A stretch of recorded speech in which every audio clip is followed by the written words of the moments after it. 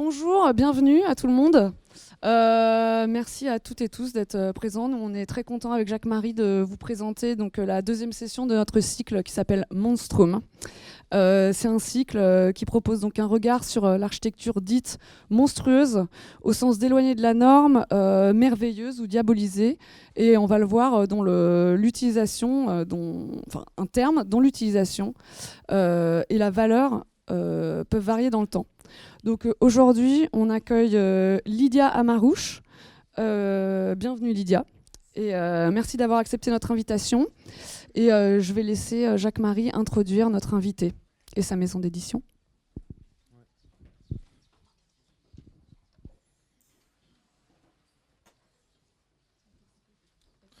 Bonjour.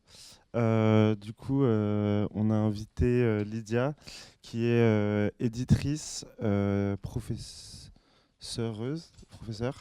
et chercheuse, qui travaille, qui est une des fondatrices de la maison d'édition Shed. On a choisi de l'inviter pour parler de son travail éditorial, qui englobe pas mal de sujets, mais qui nous intéressait au niveau l'aspect monstrueux en fait des architectures coloniales, mais aussi des architectures fascistes, et de voir comment on les repositionne, comment on les questionne et comment on peut les replacer dans notre corpus architectural. Donc on est hyper heureux de l'accueillir ici. Et on vous a distribué des livres qui sont en libre circulation dans la salle, qui sont liés à la thématique d'aujourd'hui. Donc on vous invite à les faire circuler parce que c'est sûrement des références dont on va parler, mais également des papiers, mais je vais peut-être laisser Lydia vous expliquer pourquoi. Merci. Merci pour l'introduction et l'invitation. Je suis très contente d'être ici parmi vous. Merci de m'accueillir dans votre école. Alors comme Jacques-Marie disait, effectivement, donc j'ai fondé une maison d'édition où on travaille pas mal avec des architectes. On va revenir sur tout ça. Mais avant ça, donc oui, effectivement, vous avez eu, on n'avait pas des feuilles pour tout le monde, mais vous avez reçu des feuilles avec des questions, peut-être un peu mystérieuses.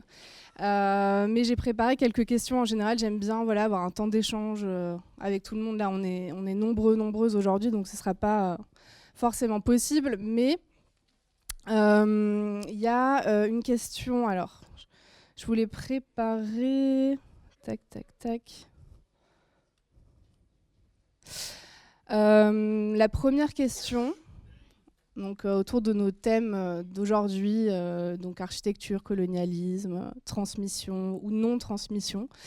La question de l'archive personnelle. Est-ce que vous possédez une archive en lien avec l'histoire coloniale française ?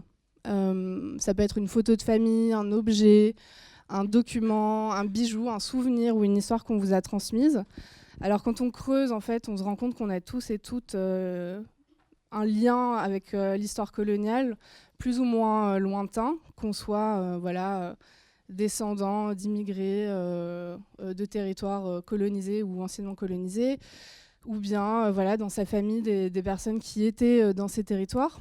Je pense aussi, par exemple, récemment, je suis allée visiter le palais idéal du facteur Cheval.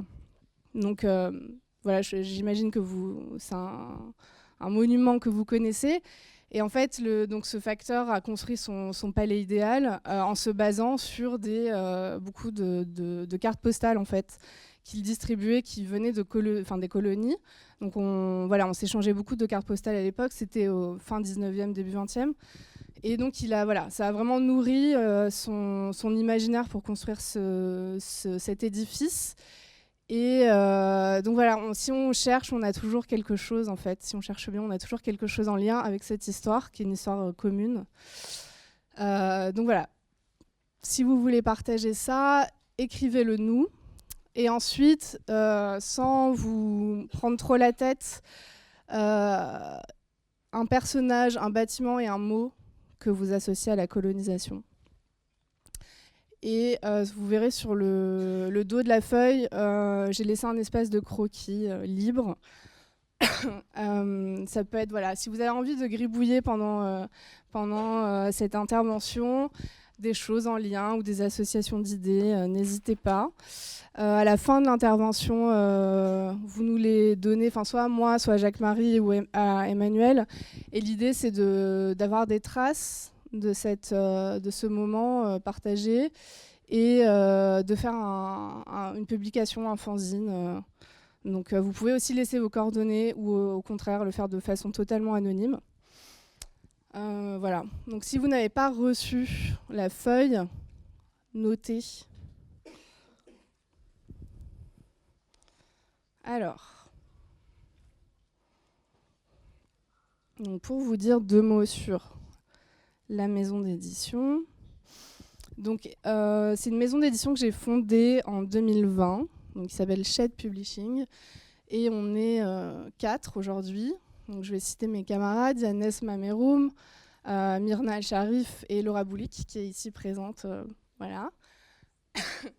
Et on travaille autour de 2 axes. Il y a un axe essai de critique sociale et politique, donc avec cette collection Arpentage, où on explore beaucoup la question de l'architecture des villes comme une porte d'entrée en fait, pour voir ce que l'architecture a à nous dire sur l'histoire économique, coloniale, genrée en fait, de notre société, de la France.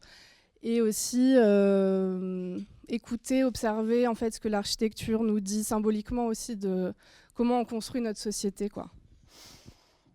Donc je reviendrai un peu plus en détail sur cette collection, mais on a aussi une collection pour enfants. Donc c'est un axe important aussi d'avoir cette collection d'histoire du soir assez simple pour les enfants, avec une réflexion sur les façons de représenter les personnages dans l'histoire, avec une diversité en fait, de trajectoires sociales, culturelles, etc. Ce qui n'est pas tellement le cas en France. Ça commence un petit peu, mais voilà. Et là, donc, c'est notre livre qui est sorti cette semaine, qui s'appelle Le Musée mal rangé. Vous pourrez un peu l'explorer. Et je le mentionne parce que c'est aussi, on nous avait dit un peu la praxis de Françoise Vergès, dont je vais vous parler juste après. Mais voilà, ça va un peu résonner avec des choses dont on va aborder aujourd'hui.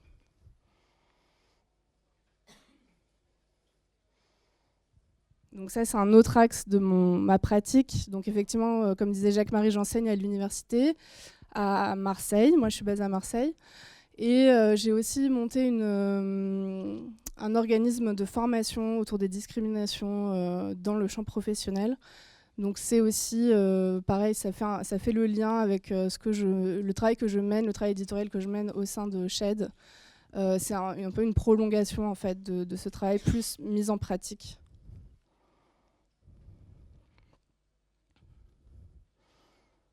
Hop, alors. Donc, on est ensemble pendant à peu près 1h30.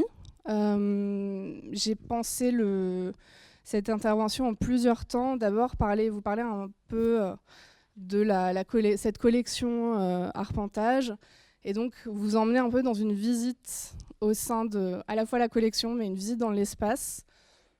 Donc on va à la fois s'arrêter à Paris, on aura un arrêt à Alger, et puis on va un peu faire un petit détour par Fort-de-France. Donc voilà pour la première partie, et la deuxième partie, ce sera plutôt sur le travail éditorial.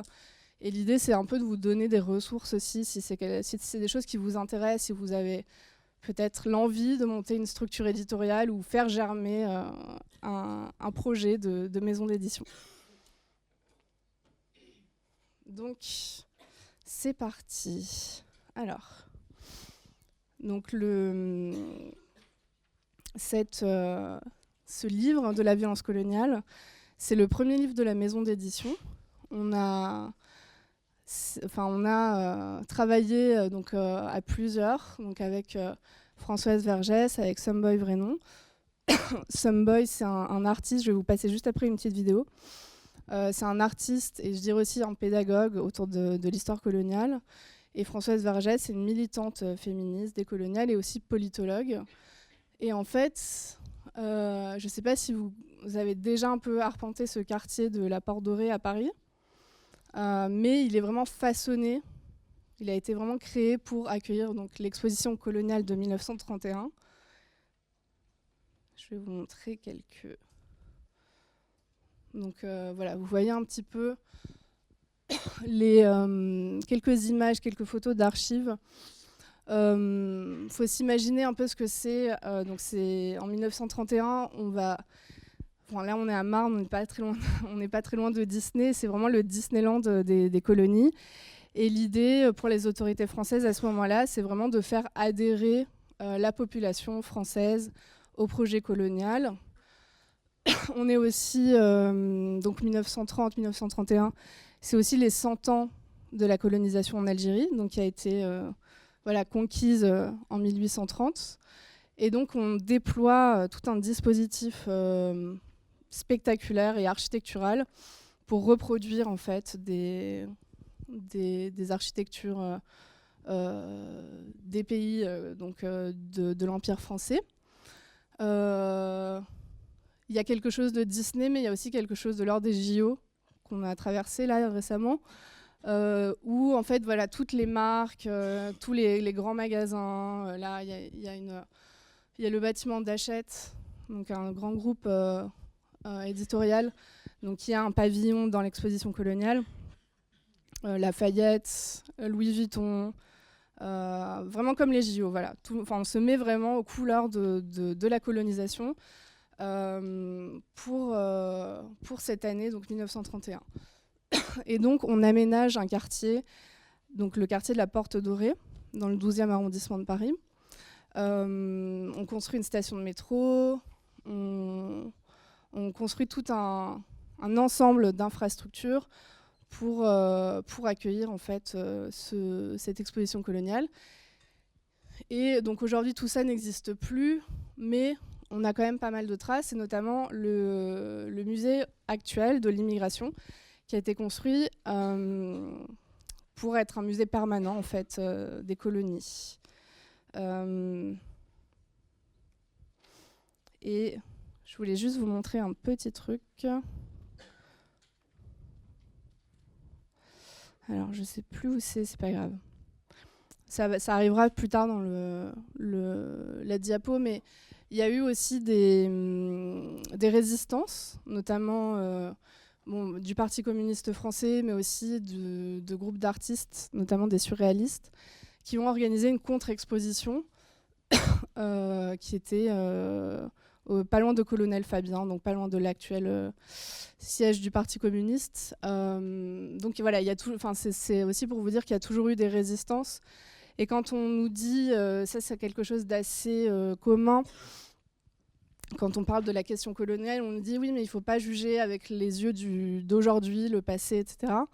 Donc c'est une rhétorique qui ne marche pas tellement quand on voit que, en réalité, il y a toujours eu des personnes qui ont résisté, et en premier lieu, les personnes colonisées ou esclavisées.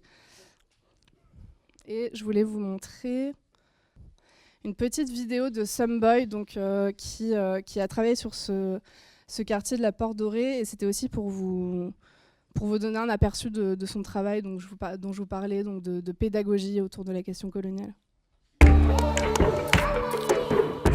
Marchand et l'Alliance révolutionnaire Caraïbes. Aujourd'hui, nous allons défricher une histoire crépue en partant de la mission Marchand, une expédition coloniale française, pour arriver à l'Alliance révolutionnaire Caraïbes, qui est un groupe terroriste anticolonial des Antilles françaises. Comme d'hab, j'étais sur Internet à la recherche d'anecdotes coloniales et je me suis demandé s'il existait un musée des colonies. J'ai été sur Google, j'avoue, sorry. Et effectivement, le premier nom du palais de la Porte Dorée à Paris était Musée des colonies. Il était censé représenter les territoires et l'histoire de la conquête coloniale française. Et son nom a été changé à plusieurs reprises et depuis 2007, il s'appelle Musée de l'immigration. Musée des colonies, musée de l'immigration, j'aime pas trop ça, mais bon. En voulant le voir de mes yeux vus, j'ai repéré un monument juste en face du musée et j'ai zoomé. On voit clairement des colons accompagnés de tirailleurs sénégalais qui portent des bagages. Et puis sur la droite, j'ai pu déchiffrer l'inscription « Commandant Marchand ». Qui est le commandant Marchand ? Mais Jean-Baptiste Marchand est un militaire et explorateur français, célèbre pour avoir commandé la mission Congo-Nil de 1896 à 1899, une mission d'exploration en Afrique centrale qui est à l'origine de la crise de Fashoda. Alors cette crise, c'est un événement majeur de l'histoire coloniale européenne, mais j'en parlerai dans une autre vidéo. Pour l'instant, concentrons-nous sur la mission Marchand. Le but de cette mission, c'est de rivaliser avec l'empire colonial anglais en créant un protectorat français au sud de l'Égypte, dans la région du Soudan. Donc la mission Marchand part du Congo en 1896 et arrive à Fashoda au Soudan 2 ans plus tard. J'arrive toujours pas à comprendre si la mission Marchand est un succès ou un échec. Donc si vous avez un avis, dites-le moi dans les commentaires. En tout cas, un monument va être érigé en hommage à la mission Marchand et c'est ce monument que nous avions repéré en face du musée de l'immigration à Paris. Sur Wikipédia, j'ai trouvé une belle description du monument et je vous la lis. C'est un bas-relief qui montre 6 militaires français en costume colonial et 6 tirailleurs sénégalais. Derrière eux, on peut voir le trajet de l'expédition. Départ de Loango, passage à Brazzaville, à Tamboura, jusqu'à Fashoda où se termine l'expédition. Et sur la droite, on peut lire les noms de Marchand et des 14 autres militaires français de l'expédition, puis une petite mention résume l'existence de 152 tirailleurs sénégalais, tout petit comme ça. En gros, on a un hommage à la colonisation juste en face du musée de l'immigration. Franchement, parfois moi je cherche la petite bête, mais là je sais pas. Bon. Alors, est-ce que vous connaissiez Histoire Crépue? Non? Oui. Je vous invite à découvrir le travail de Sumboy avec cette chaîne Histoire Crépue. Tout est sur YouTube, il est très Twitch, etc. Enfin, il y a pas mal de choses en fait là depuis plusieurs années de travail accumulé par Sumboy. Et en fait, donc c'est un peu né de cette rencontre, ce livre de la violence coloniale dans l'espace public. Donc moi, quand je commençais à réfléchir à une maison d'édition, donc j'avais en tête ce musée de l'immigration, donc où je m'étais rendue. Et en fait, je me suis pas préparée à me prendre en pleine face en fait un discours extrêmement violent déployé par cette architecture.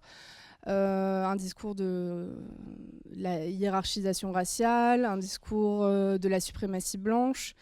Et en fait, à l'époque, le musée ne prenait pas du tout en charge cette histoire-là. On nous incitait plus en tant que public à en fait plutôt s'extasier de l'architecture art déco, des prouesses de l'architecte qui s'appelle Albert Laprade. C'est le monsieur de la première slide. Donc voilà, j'étais très insatisfaite de cette visite. Et au milieu, il y avait ce musée de l'immigration en fait, qui était censé célébrer l'immigration en France, etc. Et donc voilà, il y avait une espèce de dissonance cognitive. Et même les autres fois où j'ai pu y aller en tant que public, par exemple d'assister à des concerts ou des fêtes ou des choses comme ça, dans ce lieu, il faut vraiment voir ce que ça représente, quoi. Il y a à la fois l'architecture, il y a les fresques à l'intérieur. Il y a ce qui est très impressionnant aussi, c'est l'entrée. Voilà, donc les bas-reliefs qui ont été pensés par un sculpteur qui s'appelle Alfred Jagnot, donc, qui sont vraiment une représentation du travail forcé en colonie, de l'exploitation des corps, des sols, des territoires, etc. Avec, donc ça c'est un détail de cet immense bas-relief, donc avec des représentations aussi très genrées, très, très racistes, avec les denrées donc, qui sont affichées, donc la canne à sucre. On a l'arachide, donc il y a aussi la question de la monoculture qui est imposée en fait en colonie et donc qui détruit complètement les sols. Donc toute cette histoire, elle n'était pas racontée. Et donc je me suis gardé ça un peu dans un coin de la tête. Et il se trouve que j'ai travaillé avec Sumboy. On devait à l'époque faire une visite, une contre-visite du musée de l'immigration et du quartier, donc de ce monument aussi Marchand qui se trouve juste en face. Et en fait, je suis tombée sur un podcast qui m'a un peu sauvée c'est ce podcast Imaginez notre musée décolonial. Donc c'était une contre-visite. En fait, c'était un peu la visite que j'avais rêvée, donc qui était organisée par ce collectif Décoloniser les arts, et donc qui était menée par Françoise Vergès et Gertie Dambery. Et en fait, en écoutant, je me suis dit mais c'est vraiment ça que j'aurais voulu avoir en fait des informations sur ce bâtiment, sur ce que racontent en fait les bas-reliefs. Et ça m'a donné envie en fait de proposer à Décoloniser les arts, à Françoise Vergès, de faire quelque chose de cette visite. Et donc elle a accepté. Et donc ça a donné ce premier livre. Et une idée forte de Françoise dans le livre, c'est de dire que voilà, ce bâtiment en particulier est une archive, et que quand on va visiter des archives, on ne réécrit pas au-dessus. Et donc c'était un peu cette image, voilà, que ce musée de l'immigration cachait, masquait finalement l'histoire que ce bâtiment avait à nous raconter.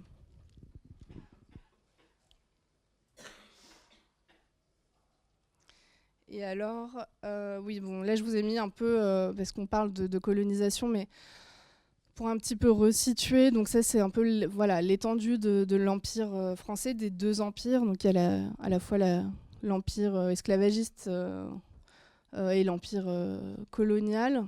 Donc ça s'est juxtaposé, mais pour vous montrer aussi toute l'étendue de cet empire à travers le temps. Bon, ça c'est voilà, aussi plus une représentation contemporaine, mais c'était juste un petit clin d'œil. En général, quand on grandit en France, quand on regarde la météo, enfin maintenant, je ne sais pas si votre génération regarde encore la météo, enfin voilà, mais on a voilà, cette espèce de carte mentale de la France étendue, de la plus grande France, avec ces petits bouts de France qui sont accolés à l'Hexagone. Donc ça crée aussi un peu une dissonance cognitive de ce que c'est la France en fait.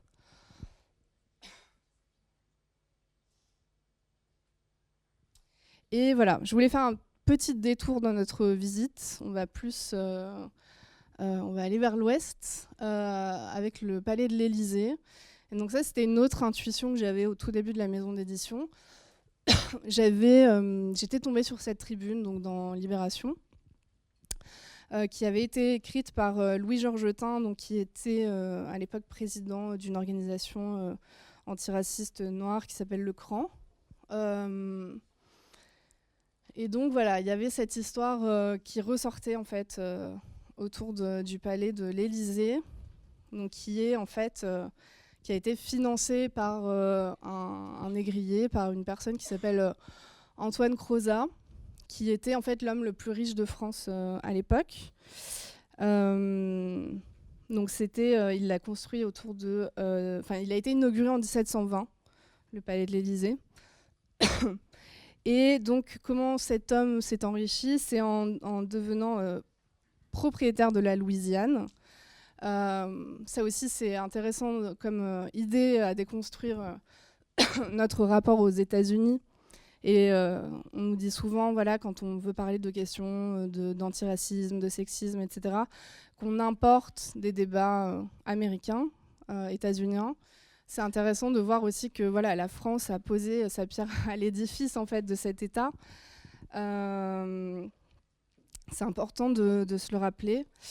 Et donc voilà, premier propriétaire de la Louisiane, il crée la Compagnie de Louisiane, donc qui était à l'époque voilà, une colonie française. Il a également dirigé la Compagnie de Guinée.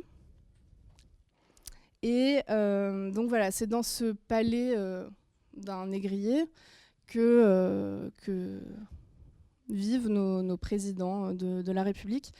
Et un peu comme voilà, la Maison Blanche, qui est aussi qui est très liée à l'histoire de l'esclavage, qui a été construite par des personnes esclavisées. Sauf qu'aux États-Unis, j'ai l'impression qu'on a quand même un peu plus la conscience de ça. Ici, je ne sais pas si... par exemple, est-ce que vous saviez, c'est une information que vous saviez? Non? Et c'est assez intéressant parce que je trouve que c'est quand même passé sous les radars, cette info. Mais voilà, c'est quand même assez important dans notre histoire. Donc c'était un peu une première intuition que j'avais. Donc il y a aussi, je vous ai mis, moi je trouve ça marrant, les essais, les brouillons, etc. Donc ça c'était le travail de Mylène Mahero, donc qui est là, avec qui on a travaillé sur le graphisme, qui faisait les premiers tests, etc. de la collection. Enfin, vous pourrez voir les livres tels qu'ils existent aujourd'hui. Et en fait, le Palais de l'Élysée, comme d'autres institutions aussi françaises, comme la Banque de France, comme la Caisse des dépôts, etc. Quand on va fouiller un peu, on se rend compte que c'est aussi les assurances, les compagnies d'assurance aussi qui sont nées du commerce triangulaire. Là, pour le coup, ce bâtiment, dans son histoire, dans sa construction, il porte cette histoire de l'esclavage, de la colonisation. Mais je trouvais que le musée de l'immigration, pour le coup, là, il raconte quelque chose directement, très directement. C'est vraiment une mise en mots, une mise en espace, je ne sais pas quel terme vous utiliseriez en tant qu'étudiant en architecture. Mais pour le coup, c'est vraiment très direct. C'est dans les murs, c'est dans la pierre, c'est vraiment gravé dans ce bâtiment. Et si on revient justement dans le 12e à la Porte Dorée, il y a un côté qui est assez intéressant, c'est la façade ouest du musée, qui dresse une liste en fait des grands hommes qui ont, alors c'est aussi un clin d'œil à ce mur en fait, le titre de la conférence, Étendre l'Empire au-delà des mers, puisque ce mur s'intitule, il est dédié plutôt à ces fils qui ont étendu l'empire de son génie et fait aimer son nom au-delà des mers, la France reconnaissante.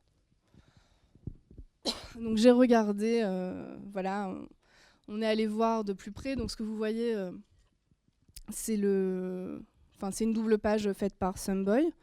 On a un petit peu essayé d'adapter son esthétique, son travail pédagogique pour une forme imprimée. Donc il y a une double page dans le livre consacrée à ce mur. Et donc c'est un immense tableau d'honneur de 159 noms d'artisans de la colonisation. Et on ne sait pas trop en réalité comment ces noms ont été choisis, mais c'était une volonté de l'architecte, donc Albert Laprade. Et donc pour vous donner un petit peu une généalogie, ça part de Godefroy de Bouillon, qui est le chef de la première croisade. Donc on passe aussi par... donc ça c'est plutôt au XIe siècle. On passe à Herbert Louis, donc premier colon français du Canada. Et puis on a Gallieni, Eugène Gallieni, donc qui est un haut dignitaire militaire, donc qui a participé à l'exploration du Sénégal, à la pacification. C'est toujours aussi les termes, c'est souvent inversé en réalité dans le langage colonial. Quand on dit pacification, c'est plutôt massacre. Donc il a aussi participé à la colonisation de Madagascar. Donc c'est pour vous donner un petit peu un panel. Et c'est assez marrant parce qu'il reste de la place pour 47 noms. Voilà, mais j'ai regardé un petit peu de plus près. J'ai pas trouvé d'architecte. Il n'y a pas d'architecte. Bon, il y a un ingénieur, si on peut, rapprocher par famille. Je ne sais pas si vous reconnaissez. Mais on a surtout des personnes qui ont gouverné, des militaires, des explorateurs. Il y a une femme donc, qui est plutôt une religieuse. Mais c'est intéressant en tout cas, de voir quel imaginaire ça déploie et de remonter cette généalogie aux croisades aussi. Je trouve que ça informe beaucoup sur notre présent et voilà, toutes les questions d'islamophobie, etc. Je trouve que ça dit beaucoup de choses en fait, de de notre présent, encore une fois, ce bâtiment. Est-ce que ça va ? Ah oui, c'est ça dont je vous parlais tout à l'heure, les résistances en fait, qui ont eu lieu pendant l'exposition coloniale. Donc voilà, vous voyez des tracts qui étaient distribués à l'entrée de l'exposition coloniale pour inciter les familles, les gens à ne pas aller visiter. Et donc ça, c'est l'exposition donc, des surréalistes avec des œuvres, là, notamment d'André Breton.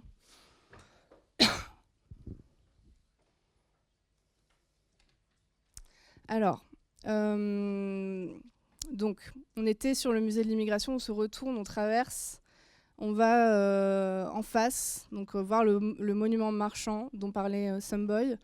Donc il y a un monument qui est juste en face. Il est assez intéressant ce monument, donc je ne vais pas rentrer dans les détails de cette expédition coloniale, mais qui a été une expédition donc, menée par le commandant Marchand. Donc c'est très très bien raconté dans le livre par Françoise Vergès, mais qui a été très dévastatrice sur son passage. Il y avait beaucoup de marchandises qui étaient amenées en fait lors de cette expédition, donc entre le Congo et le Nil. Et donc on brûlait des villages, on prenait en fait de force les personnes, les villageois, les villageoises pour être porteurs et porteuses, parce qu'il n'y avait pas vraiment de distinction de genre. En fait, c'était plutôt, les personnes étaient plutôt vues comme de la force de travail. Et en fait, ce qui est intéressant, c'est que ce monument qui est un peu, dans un endroit un petit peu bâtard, un peu, c'est pas vraiment une place, c'est un peu limite un terrain vague. C'est un repère d'anticolonialistes, mais depuis assez longtemps. Et on a répertorié avec Françoise les différentes interventions autour de ce monument. Donc voilà, il y a beaucoup de tags aussi, jusqu'à présent. Ça, c'est une photo que j'ai prise en 2021. Ça, c'est une photo de Someboy en 2020.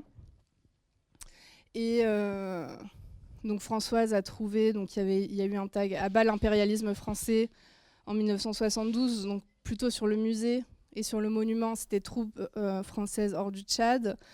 Le monument a été recouvert de peinture rouge. Dans les années 80, il y a eu un attentat aussi de l'ARC, donc l'Alliance révolutionnaire Caraïbe, j'y reviendrai juste après. En 2016, on chie sur votre nostalgie coloniale, à bas l'état d'urgence. En 2020, donc décolonisons Paris. En 2021, nique le colonialisme. Donc c'est assez intéressant aussi de voir comment, je reviens juste sur ça, mais on a travaillé sur un autre espace, donc à Bruxelles, et pareil, là c'est plutôt à l'échelle d'une ville où avec Françoise et Someboy, on était à l'échelle d'un quartier. On a travaillé sur toutes les traces en fait, de la colonisation du Congo à Bruxelles. Et donc c'est aussi dans ce mouvement dont vous vous souvenez certainement en 2020, pendant les débuts du Covid. Donc il y a eu la mort de George Floyd, donc un homme afro-américain qui était tué par la police aux États-Unis. Et donc ça a déclenché c'est une traînée de poudre en fait, une mobilisation globale contre les violences policières. Et puis aussi, ça poussait plus loin c'était un appel en fait global à décoloniser l'espace public, les corpus, d'enseignement, etc. Et donc il y a eu tout un... les statuts étaient quand même assez ciblés, et ça je vais y revenir aussi quand on sera à Alger. Et donc petit détour pour vous parler donc juste de cette statue donc du général Storms, qui est aussi un homme sanguinaire belge qui a participé à la colonisation du Congo. Et donc c'est assez intéressant. Donc si on repart sur les graffitis, la peinture rouge, etc. En fait, à Bruxelles, en 2020, donc pendant ce mouvement, il y avait des espèces de collectifs informels donc qui allaient nettoyer les statues dans la nuit. Donc les militants antiracistes, anticolonialistes s'en sont pris en fait aux municipalités qui leur ont dit non, c'est pas nous qui avons nettoyé, c'est pas nous. Et finalement, en fait, c'est plutôt des groupes identitaires, des groupes d'extrême droite qui allaient en fait dans la nuit nettoyer les statues. Et en fait, cette statue en particulier, elle a été retirée par la municipalité d'Ixelles.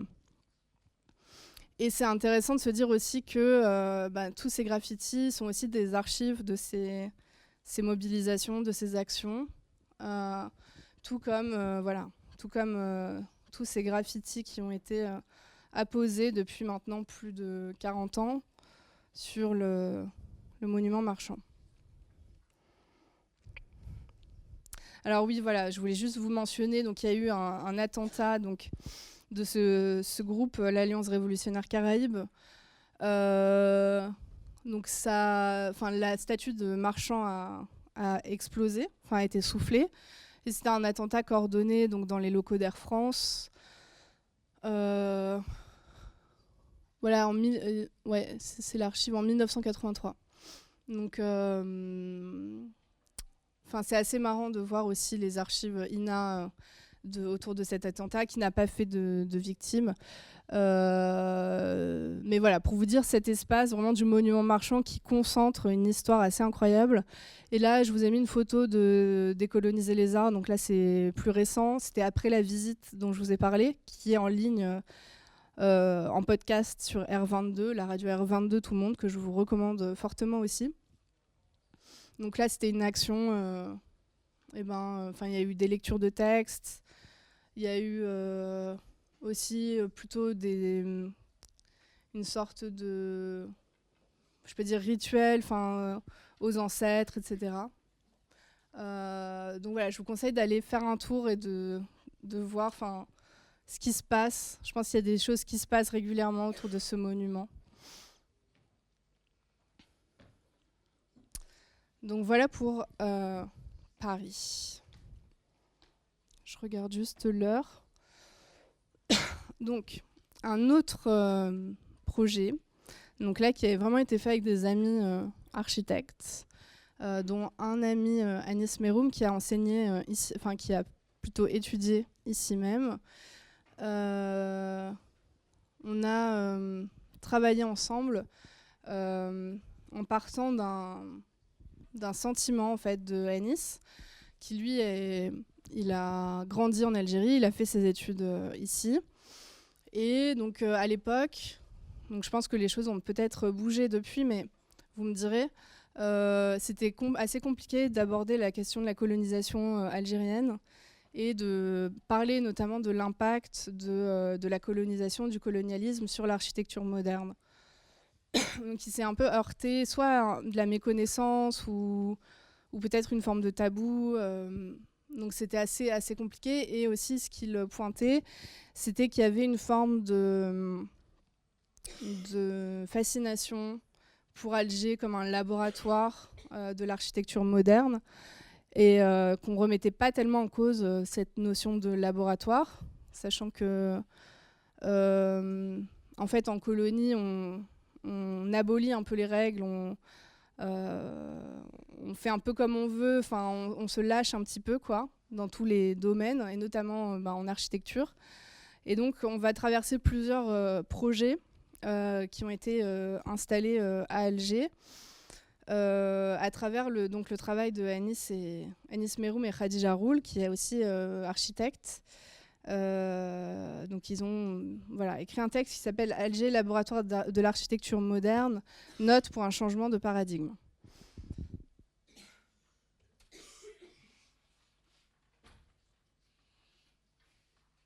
Donc voilà, on va un peu traverser 120 ans d'histoire assez rapidement, mais donc pour vous resituer, donc l'Algérie a été colonisée à partir de 1830. Donc là, on voit Alger, donc c'est un stade assez avancé de la colonisation, donc c'est autour de 1845. On n'a pas trop su dater cette photo, mais il y a eu tout un travail une espèce de fureur de démolition, et donc de détruire en fait le plus possible pour installer la colonie algérienne, donc qui était une colonie de peuplement. Là, vous voyez une archive qui a un appel en fait à venir s'installer en Algérie. Voilà, on offre des terres, etc. Donc il faut peupler le plus vite possible et installer des Français en Algérie. Et donc il y a ce tissu urbain donc, de la Casbah. Donc là, c'est une photo contemporaine, mais qui est vraiment un tissu urbain entremêlé, et chaque construction dépend de l'autre. C'est vraiment quelque chose de très très organique. Donc qui a été en partie détruite, et il y a eu aussi, là on commence à le voir, en fait les habitants de la Casbah étaient très liés à la mer, et les constructions françaises vont couper l'accès à la mer. Donc ce qui est assez, vous pouvez l'imaginer, perturbe vraiment les modes de vie, les modes d'habiter, et même dans la question de l'écoulement des eaux. Ça a vraiment causé de gros problèmes qui, encore aujourd'hui, posent des soucis, quoi. Le fait de d'apposer aussi une architecture haussmannienne. Donc voilà, ça c'est des façades haussmanniennes qui ont été installées autour de la Casbah, à Alger, etc. Ça, donc si vous connaissez Alger, ou si vous allez à Alger, vous allez forcément tomber sur la Grande Poste, qui est un édifice assez emblématique en fait de la ville. Donc ça a été inauguré en 1913, et donc c'est ce qu'on appelle à l'époque le style jaunard, donc un espèce de style néo-orientaliste. Et ce qui est intéressant, c'est que c'est aujourd'hui le patrimoine qui est le plus préservé par du coup l'Algérie indépendante. Il y a une forme de reconnaissance, il y a une, comment dirais-je, plutôt une... Il y a quelque chose où on se reconnaît dans cette architecture, comme si ça représentait une partie de l'identité algérienne. Et donc c'est assez aussi critiqué dans le texte par Ennis et Khadija. Donc voilà, il y a ce style jaunard. Tac, tac, tac. La question de l'architecture carcérale aussi, qui est abordée dans un autre texte d'une autre camarade qui s'appelle Malek Cher. Malek, il traite de l'architecture carcérale comme une architecture qui a réussi finalement en colonie, et un mode en fait de sanctions qui s'est vraiment installé sans être vraiment questionné aussi par les autorités locales, par les habitants, habitantes en fait aussi. Nous, dans la maison d'édition, on a aussi une approche anticarcérale. Donc on essaye de réfléchir à d'autres façons de penser le conflit. On est assez inspiré par toutes les théories abolitionnistes de la prison. Donc voilà, il y a ce texte, je ne vais pas rentrer dans les détails, mais qui est très très intéressant aussi sur la question des lois. Comme je vous disais, la colonie, c'est vraiment l'espace où en fait les lois sont un petit peu mobiles, flexibles, comme ça. Et aussi les conditions d'incarcération le sont de même. Et donc là, on arrive à notre ami Le Corbusier, donc, qui a pensé ce plan obus donc pour Alger. Donc voilà, l'idée c'était vraiment de un peu faire la table rase d'Alger, et de détruire à la fois le tissu de la Casbah, même si il y a aussi des choses dont il s'est pas mal inspiré, il s'est assez retrouvé dans certains dispositifs urbains, disons locaux, autochtones. Mais l'idée, voilà, c'était de raser une partie d'Alger, donc aussi toutes les constructions haussmanniennes, pour installer donc, son projet. Donc c'était une immense cité, donc il y a la cité d'affaires, la cité de résidence et l'autostrade. J'adore ce mot. Donc c'est une immense autoroute, voilà, qui traverse la ville au-dessus des bâtiments. Et donc il a persisté longtemps, mais ça n'a pas pris. Je pense aussi, c'est ce que mes camarades émettent comme hypothèse, c'était que ça détruisait aussi le tissu haussmannien. Mais il a eu plusieurs disciples qui ont appliqué des idées. Et avant de vous montrer à quoi ça ressemble, donc les bâtiments des disciples, juste un petit crochet. Donc ça, c'est ma petite collection personnelle, mais qui est très restreinte pour l'instant. Mais je trouve ça assez marrant, les gens qui taguent des choses liées à des architectes. Enfin, je trouve ça assez niche. Donc voilà, ça par exemple, j'ai vu ça récemment à côté de la nouvelle école d'archi à Marseille. Donc Fernand Pouillon, grand architecte.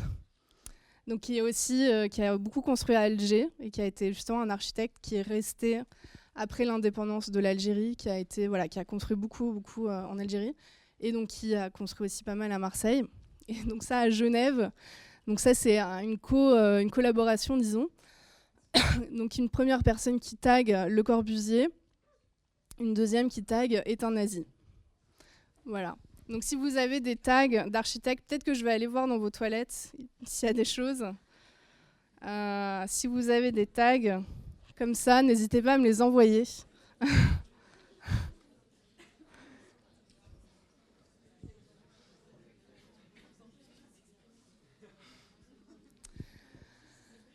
Alors, donc, ça, c'est deux applications du plan au but. Donc, le premier, c'est l'immeuble Pont Burdeau, qui est dans le centre d'Alger. Et en fait, donc, c'est une application de l'autostrade. Donc, vous voyez au-dessus les voitures. Donc, c'est vraiment l'enfer, en fait, pour les personnes qui habitent au sein de cet édifice. Et ah oui, donc voilà, là, je vous ai mis un dessin du projet. Donc, c'est vraiment un ravin qui a été... on a construit au-dessus, dans le ravin, au-dessus du ravin. Et donc voilà, ça par exemple, quand je vous disais je vous parlais de la question du laboratoire, du fait qu'on abolit les règles, les normes, etc. Ça, c'est un exemple vraiment assez frappant où en métropole, ça n'aurait pas été possible en fait.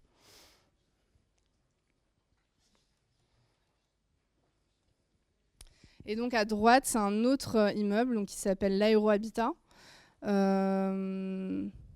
Où là, voilà, on retrouve aussi des choses, la question de la rue dans l'immeuble, donc au milieu, on la voit là. Voilà, il y a des choses qui nous rappellent la cité radieuse. Et donc là, pour le coup, il y a une route en fait qui passe sous l'immeuble.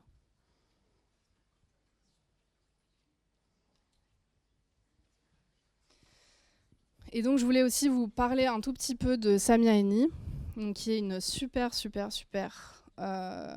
historienne de l'architecture et architecte. Je vous conseille vraiment de lire tous ses livres. Vous les avez dans votre bibliothèque de l'école et ils circulent là dans les rangs. Ça a été une grande inspiration pour partir de... on est parti vraiment de son travail pour habiter l'indépendance et on a collaboré ensemble aussi. Elle intervenait en fait, elle intervient dans le livre. Il y a plusieurs entretiens avec elle. Et donc voilà, il y a vraiment ce livre Architecture de la contre-révolution. Je pense que tous les étudiants en architecture en France et ailleurs devraient le lire. Je vous conseille de le lire peut-être à plusieurs. Nous, on avait fait un arpentage, donc une lecture collective. Parce que c'est très technique, ça parle aussi de la question de l'histoire militaire. Et donc là, c'est vraiment, dans ce livre, elle croise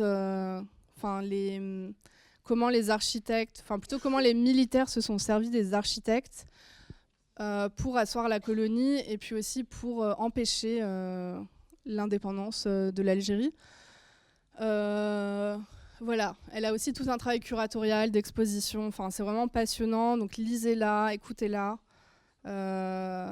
Et vous verrez aussi comment les techniques circulent, les techniques, ces questions de laboratoire, on teste, mais on réimplante en France, etc. Et puis aussi dans les systèmes disons fascistes, ça circule, c'est les mêmes personnes, les mêmes militaires qui circulent entre Vichy, entre l'Algérie, etc. Donc voilà, je ne peux que conseiller de découvrir Samia Hanni. Et une des idées fortes aussi de Samia, c'était de nous parler de... moi, ce qui m'avait marqué, c'était comment l'architecture permet de remodeler une société. Et donc la société algérienne était vraiment une société, disons, basée sur plutôt des formes tribales, de familles élargies, etc. Et donc on commence à construire plutôt des logements assez restreints, pour la famille nucléaire, donc un papa, une maman, 2 ou 3 enfants.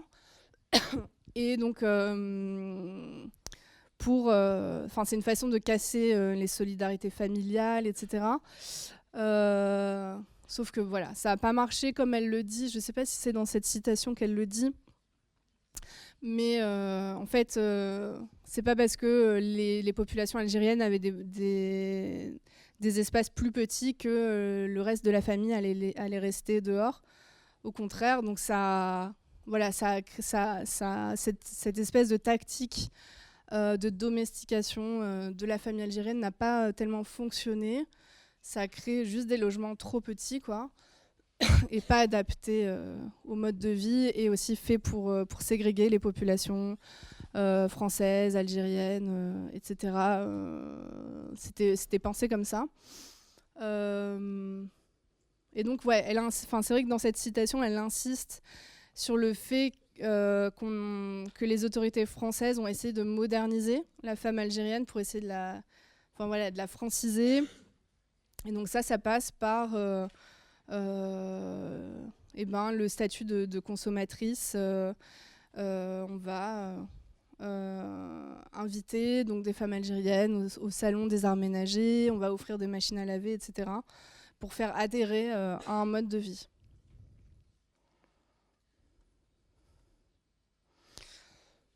Alors, on arrive sur la fin à Alger. Ça, c'est un texte c'est des images qui alimentent un texte que j'ai écrit dans le livre. Le texte s'appelle Jeanne d'Arc en haïk. Donc le haïk, c'est un tissu blanc, un voile blanc qui était porté par les femmes algériennes, un voile traditionnel en Afrique du Nord. Et je me suis intéressée à un épisode assez particulier de l'indépendance en Algérie. Vraiment les premières heures de l'indépendance, donc en 1962, sur la question de la statuaire, en fait, il y a eu tout un espèce de micmac mis en place par les autorités françaises, puisque donc les populations algériennes au moment de l'indépendance manifestent, défilent dans les rues et vont soit s'en prendre aux statues, soit les détourner. Donc là, voilà, on voit une statue de Jeanne d'Arc qui était juste en face de la Grande Poste que je vous avais montré. Et on lui enfile un haïk. On lui met le drapeau algérien entre les mains. Il y a d'autres statues. Et donc, oui, voilà. Il y a d'autres statues qui ont été détruites. Et la statue de Jeanne d'Arc, quelques jours après, a aussi été déboulonnée. Donc, il y a des images de la statue à terre, etc. Et donc, les autorités françaises, pour éviter que les populations algériennes déboulonnent les statues, et aussi pour une question d'image, parce que toute la presse internationale est présente à Alger à ce moment-là, vont envoyer des circulaires pour prendre des mesures. Donc ça va être de plusieurs ordres. Il y a soit essayer de rapatrier les statues, donc les rapatrier en France, ou bien ça va être de déboulonner de la main en française les statues et de les casser, soit de les immerger dans le port d'Alger, soit de les faire détruire, pour éviter que ce soit de la main algérienne. Donc ça, c'est intéressant, Vous voyez, parce que on parlait des statuts de 2020, etc. Il y a vraiment une crispation en France. À l'époque, Macron a dit on ne déboulonnera pas, on n'effacera pas l'histoire. C'est intéressant de voir que les autorités françaises ont elles-mêmes cassé leur propre patrimoine. Et donc, je suis dans le texte, c'est la trajectoire de cette statue donc de Jeanne d'Arc, qui va transiter, va être en attente, va être mise sur un bateau, puis envoyée dans la Meuse, dans une petite ville, enfin un petit village même, et qui est installée encore aujourd'hui dans ce petit village de Vaucouleurs. Et donc à ce moment-là, en fait, les municipalités françaises, donc en métropole, peuvent postuler pour recevoir des statues venues d'Algérie, mais aussi d'autres territoires, de Madagascar, du Maroc, etc. Et il faut avoir un lien historique. Donc apparemment, à Vaucouleurs, Jeanne d'Arc est partie de Vaucouleurs, dans son épopée, dans sa quête. Et donc, ce que j'ai trouvé fascinant d'une certaine manière, en m'intéressant à ces statues, c'était de voir en fait les plaques qui étaient apposées aux statues en France. Donc, par exemple, sous la statue de Jeanne d'Arc, on peut lire mutilée à Alger en 1962, restaurée à, je crois que c'était Marseille, installée à Vaucouleurs en telle année. Et donc, il y a vraiment ce rapport très charnel en fait aux statues.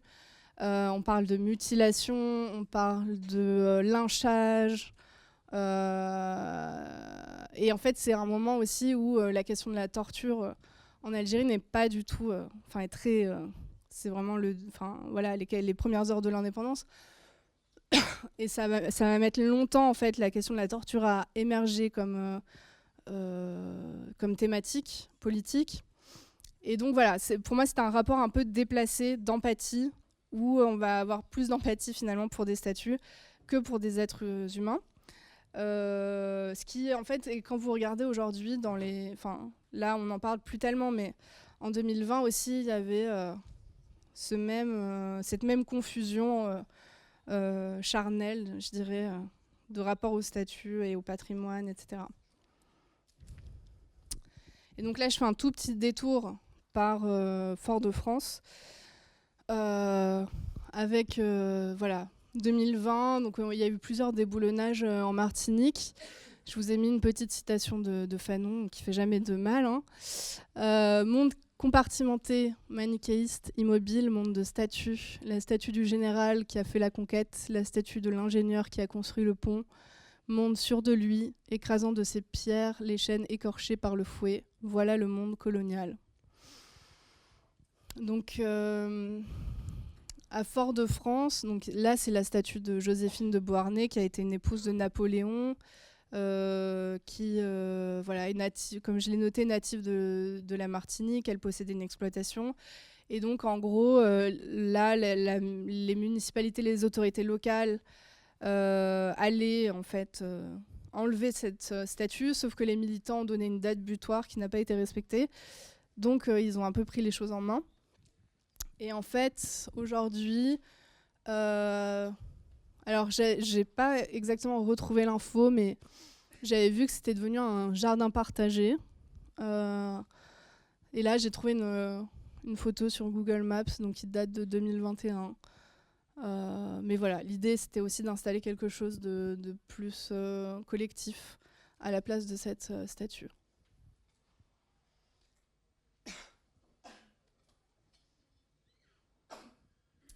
Voilà pour notre visite. On passe à la deuxième partie. Est-ce qu'il me reste un peu de temps ? Ouais, je vais faire vite. L'architecture d'un livre. Comment on construit une maison d'édition. Donc là, j'ai trouvé une petite citation qui m'a pas mal parlé, qui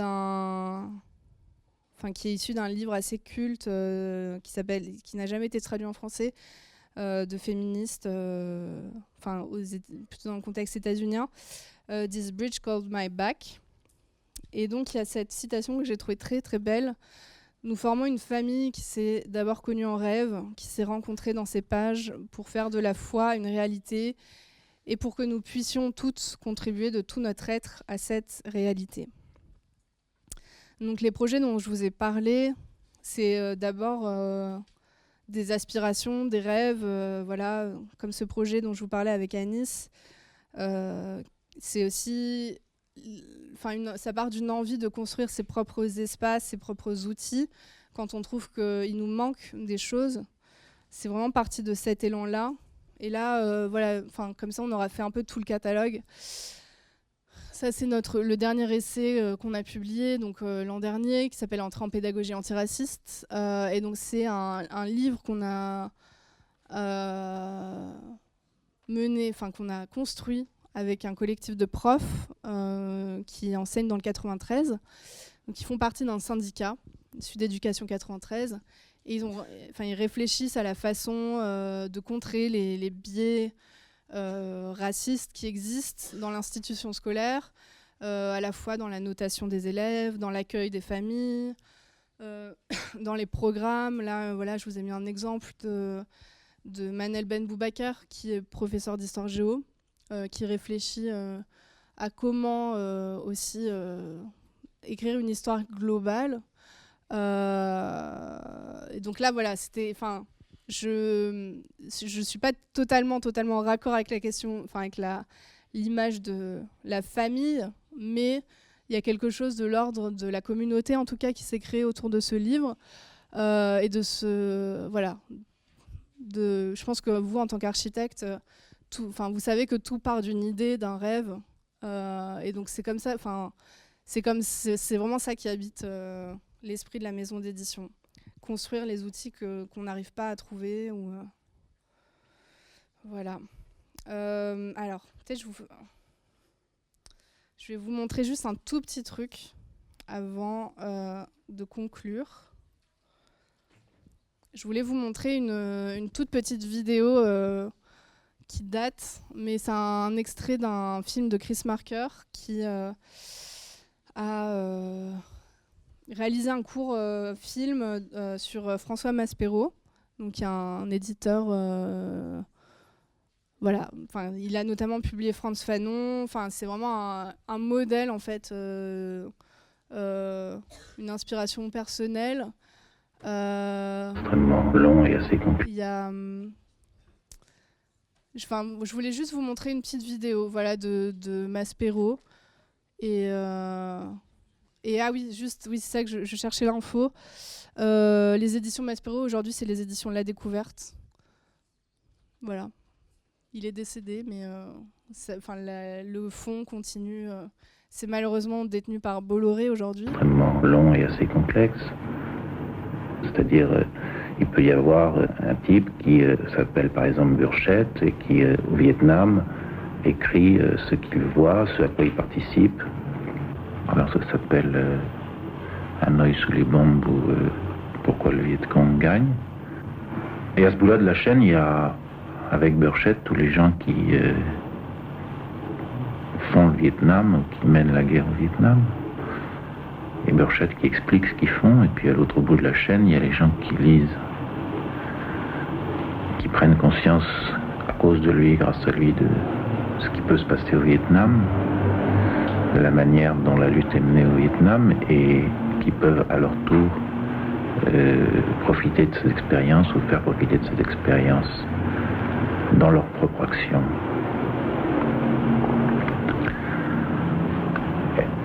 Au milieu de cette chaîne, on intervient un peu d'une manière tout à fait occasionnelle. C'est à ce moment-là que se trouve l'éditeur qui, lui, a une autre petite chaîne qui consiste à un bout à fabriquer les livres et à l'autre bout d'en faire des produits que les gens achèteront et qui liront.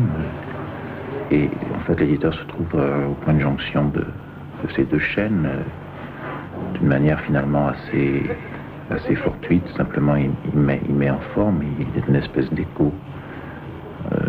Évidemment, tout le problème réside dans la forme d'écho qu'on veut être.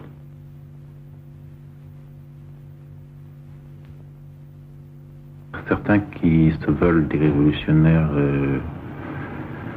authentique et sans concession, considère que publier des livres dans le cadre de la société capitaliste, c'est en fait faire le jeu de cette société capitaliste et lui donner la possibilité encore de se prolonger. Mais je pense que le problème, c'est de savoir qu'est-ce qui est récupéré dans cette histoire, qu'est-ce qui est utilisé.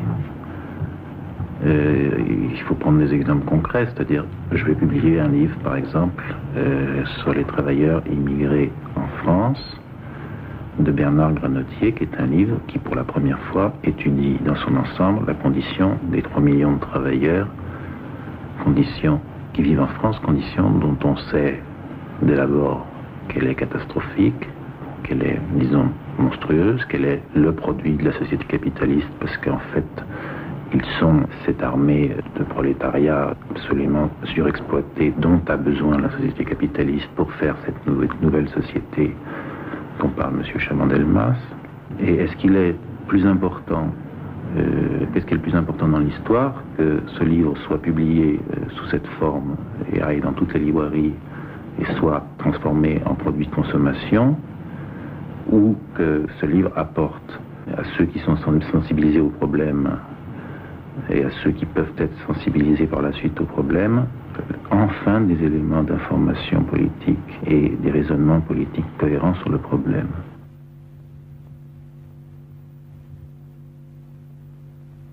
C'est une contradiction continuelle, ça je suis parfaitement d'accord. Le problème c'est d'être conscient de cette contradiction et d'essayer au jour le jour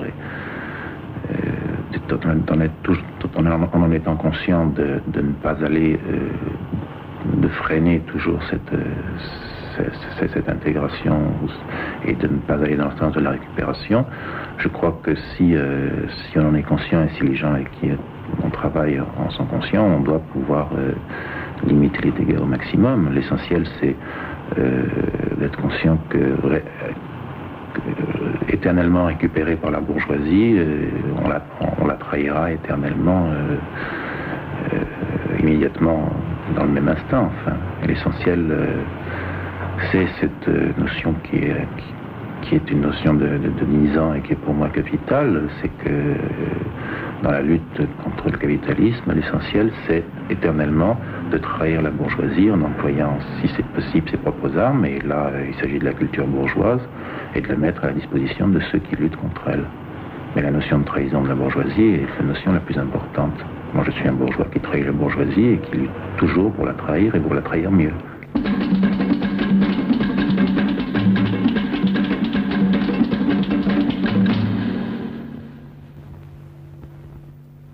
Voilà les mots de François Maspero, Trahir la bourgeoisie. Le film est en accès libre voilà, sur YouTube, etc. Je voulais vous montrer quelques ressources.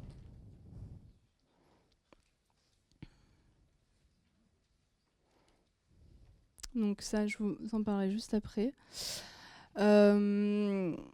Voilà, quelques livres un peu clés qui donnent des pistes en fait, pour monter une maison d'édition. Il y a ce livre abécédaire d'auto-édition féministe qui est vraiment un guide pour monter une maison d'édition soi-même, aussi bien la question économique, la question du papier, la question de la presse. C'est vraiment très très fourni et super intéressant. Un autre éditeur qui est une grande inspiration, Éric Hazan, donc fondateur des éditions La Fabrique. Donc il y a ce livre pour aboutir à un livre qui est un espèce d'entretien fleuve sur la fabrique d'une maison d'édition. Donc pareil, avec vraiment les questions économiques, le quotidien aussi d'une maison d'édition. On travaille les textes, mais on travaille aussi la communication, on travaille... on va, comme il dit, porter des colis à la poste. C'est vraiment un peu les coulisses d'une maison d'édition indépendante et une belle maison d'édition qu'est La Fabrique. Il y a ce livre que j'ai trouvé vachement intéressant aussi quand j'ai démarré la maison d'édition, l'édition indépendante, critique, engagement politique et intellectuel de Sophie Noël, donc, qui est une analyse sociologique du milieu de l'édition. Donc voilà, c'est toujours bien d'aller regarder ce qui se passe du côté de la sociologie. Ça donne un peu des clés aussi sur la vie, à mon sens. Et là, elle parle aussi de tous les processus, les relations des éditeurs, éditrices aux libraires ou entre maisons d'édition aussi, comment le fait d'être validé par des confrères, consoeurs, en fait donne une certaine légitimité aussi. Et ça, c'est plus des ressources. Il y a ce podcast, notamment, que je conseille toujours, qui s'appelle Les mécaniques du livre, qui est vraiment aussi, pareil, un tuto de A à Z sur comment monter une maison d'édition, ou même, je pense que c'est un sujet qui nous concerne tous, la question des livres, comment le savoir circule ou ne circule pas, arrive entre nos mains ou pas. Connaître aussi l'économie derrière les livres, c'est important. Et là, chaque épisode, c'est un acteur de la fameuse chaîne du livre. Je vous recommande vivement aussi. Et puis voilà, je vous ai mis d'autres ressources que vous pourrez checker.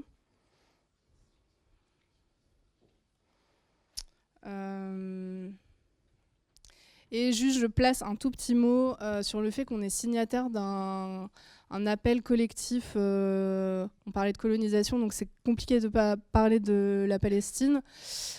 Donc un appel de solidarité collective internationale, qui s'appelle Publishers for Palestine. Donc ça rassemble plein de maisons d'édition, plus de 500 maisons d'édition à travers le monde. Et donc il y a différents types d'actions. Vous pouvez aller regarder ce qui se passe. Il y a beaucoup aussi de mise à disposition, de livres gratuits par les maisons d'édition signataires. Et donc, il y a plusieurs engagements que j'ai listés ici pour s'engager à la fois pour un cessez-le-feu immédiat en Palestine, au Liban aujourd'hui. Et aussi, c'est des engagements sur le temps long, donc porter les voix palestiniennes dans nos espaces, parce qu'on est quand même un espace de visibilisation de ressources, de voix, etc. Donc, c'est prendre un engagement en ce sens et lutter contre la censure. Il y a eu beaucoup d'auteurs, d'autrices palestiniennes qui ont été censurées, notamment au Salon du Livre de Francfort, et voilà, en France aussi, dans différents espaces. Donc l'idée, c'est d'agir depuis notre endroit et puis soutenir nos confrères, consoeurs du champ du livre en Palestine durablement. Voilà. Donc ça, c'est des livres en préparation. Vous allez rencontrer Milena Charby en novembre.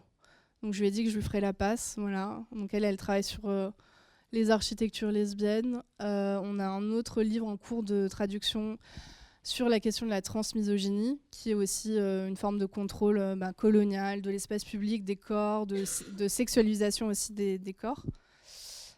Voilà. Et ah oui, je voulais vous dire juste un petit mot. On est en résidence en ce moment avec Shed, avec le collectif à Malakoff, donc dans un lieu qui s'appelle la Supérette. Et donc on fait une restitution de notre résidence samedi, là, le 19 octobre. Donc si vous voulez passer, n'hésitez pas, il y a toutes les infos aussi sur le site, etc. Et voilà, c'est fini. Donc vous pouvez nous suivre, aller checker un peu ce qu'on fait, etc. Et donc on a un petit peu de temps. On a 10 minutes pour les questions.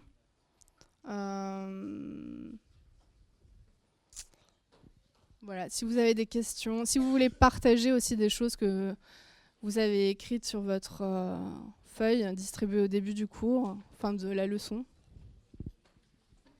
la parole est à vous.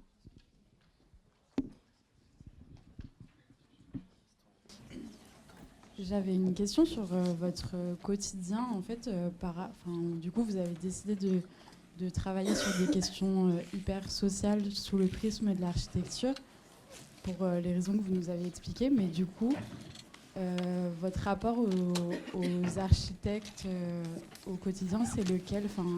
À quel point vous êtes confronté à ces drôles de personnages et tout ça ?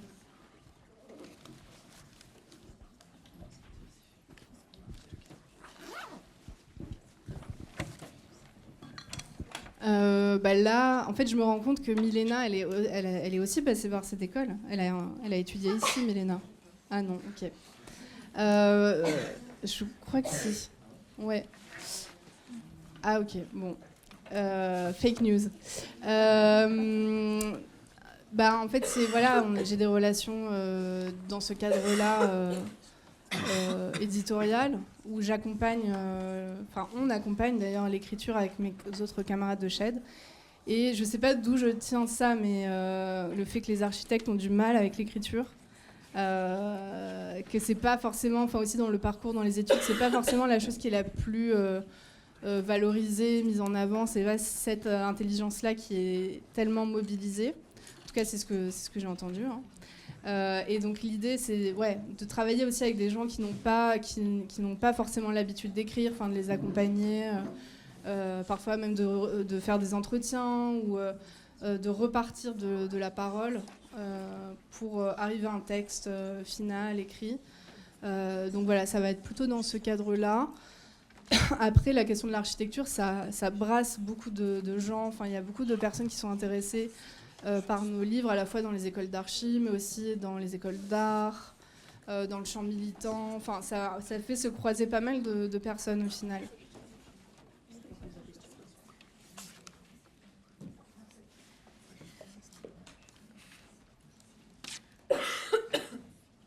Vous avez rempli un petit peu vos feuilles. Est-ce que ça vous a inspiré? Vous pouvez faire oui ou non?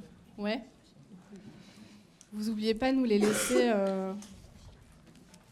On va les garder précieusement.